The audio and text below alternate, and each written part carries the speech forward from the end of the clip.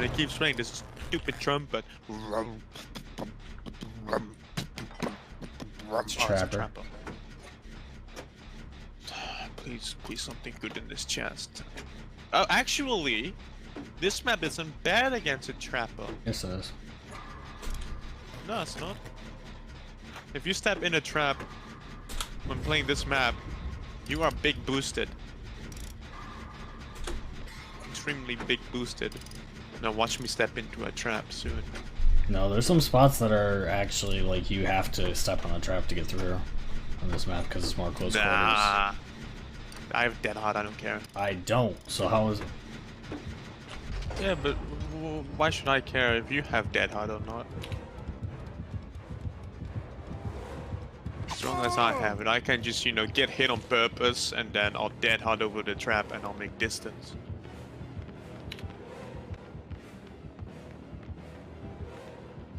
Hi.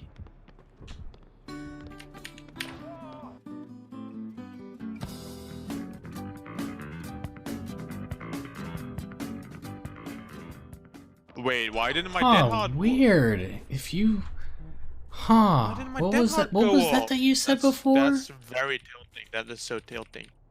If this map is good against Trapper because if you step on a trap. Yeah, but my dead hard didn't go off, so this game is stupid. That's so weird. Luke, okay? It's so. Do you remember? No, do you see me in the distance pointing? I fucking hate you. I'm not gonna look. Do you see?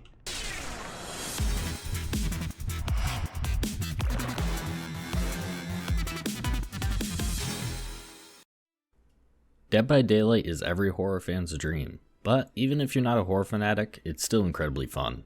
The game will have you see Leatherface chasing down people with his chainsaw, or Freddy from Nightmare on Elm Street doing what he does best and clawing at his victims. It doesn't stop itself there though, nor does it limit itself to killers from the major franchises.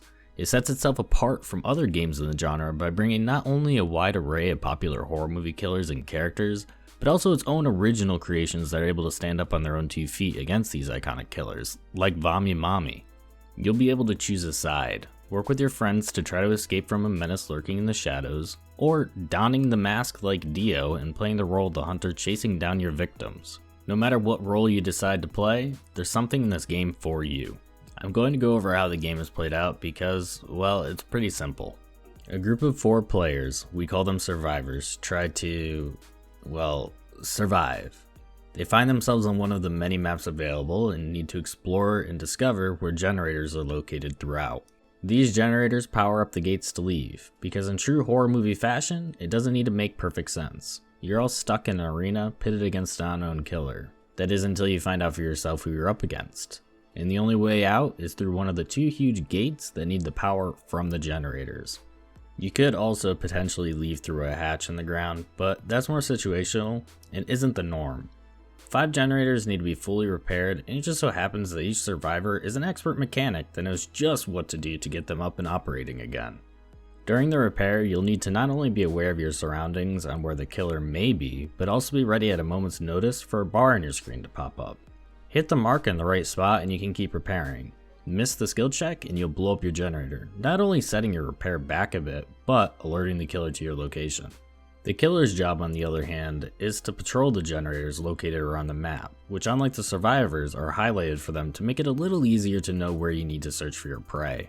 The killer is trying to do exactly what you expect, which is to kill, but also to delay to the team he's against finishing their generators.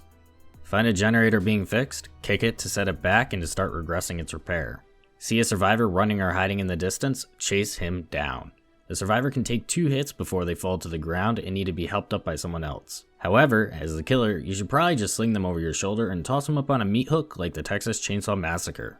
Once the survivor is on a hook, it's back to searching for the rest of the players. All is not lost on a survivor's first hook. Just like if a survivor is left on the ground, they'll need help from their companions to root their body down and continue their work around the map. Unfortunately, just like baseball, 3 strikes, you're out. Don't worry too much as a survivor though, it's not like you're completely unequipped to deal with the madman killing all of your friends. As a survivor, you have a third-person camera, unlike the killer who is stuck in first person, which allows for hiding and juking to be a lot easier. Around the map you will also find pallets which can be dropped onto a killer chasing you to stun them momentarily or to cut their path, forcing them to either run around the pallet or break it. During this time, it'll give you a few extra seconds in which you can create more distance. Survivors have many ways to work around the challenges they're faced with and many tools at their disposal to help make their job easier. As a killer, you are able to see scratch marks around the map where the survivors have recently ran through. If you happen to hit a survivor, they will leave a blood trail as well that disappears in time, making it so you can track them down even if you happen to lose which way they ran. Depending on which killer you have decided to play, you will have strengths and weaknesses. You may opt for the silent killer that can stalk from the shadows before lunging at their unaware friends, or the louder, faster killer that can go from one side of a map to the other with a chainsaw like a true Chad. No matter what type of playstyle you want, there is a character fitting for you.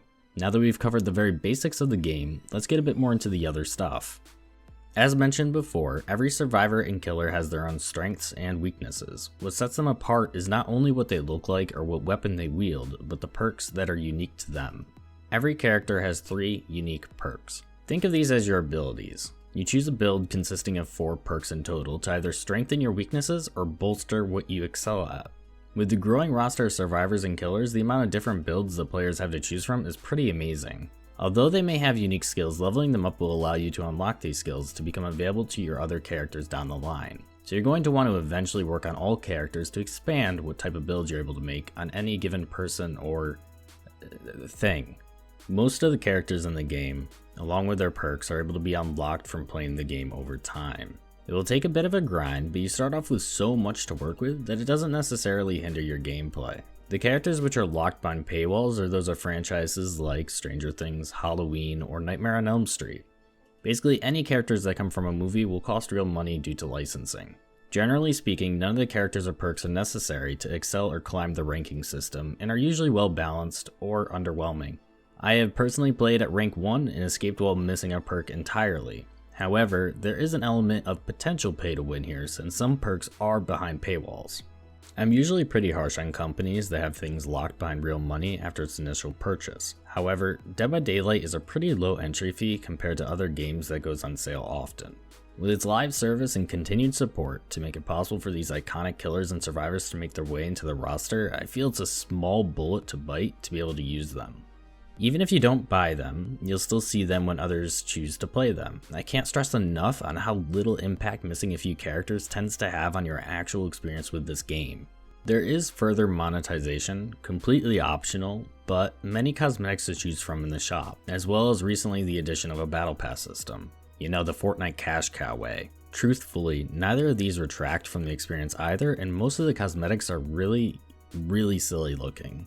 A lot of cosmetics from the shop can also be purchased from the in-game currency earned over time, and the Battle Pass's first edition that launched is pretty lackluster.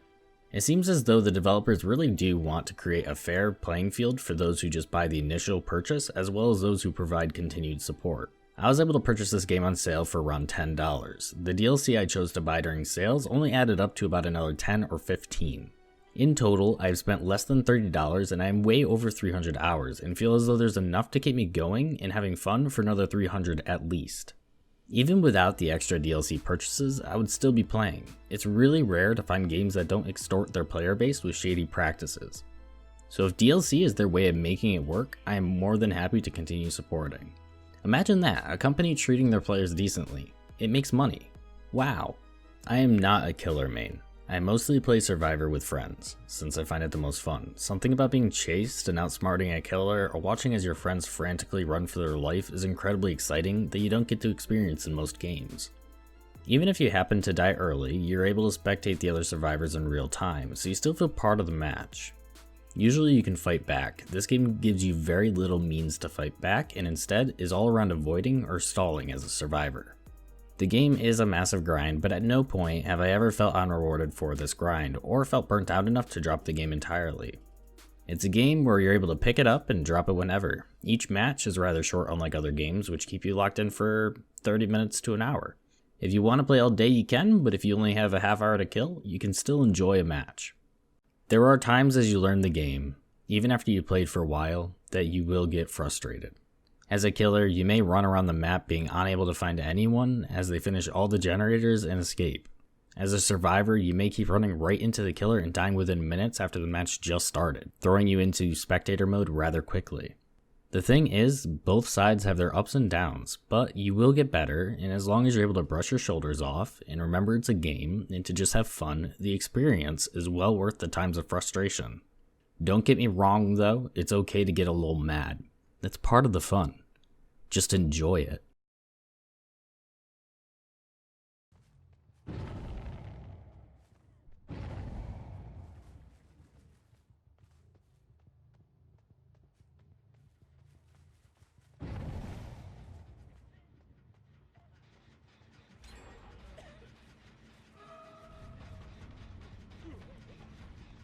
Wait, I am so sorry. Listen, friend. Listen. It's not me, it's you. Okay, you're the one who got the unlucky card here. I feel so bad, but at the same time, listen, I've been in your shoes. We've all been there. Goodbye. Good luck in your next game. Oh my goodness. Oh, I hate tunneling. It's so disgusting. I'm gonna throw up just like Vommy Mommy here.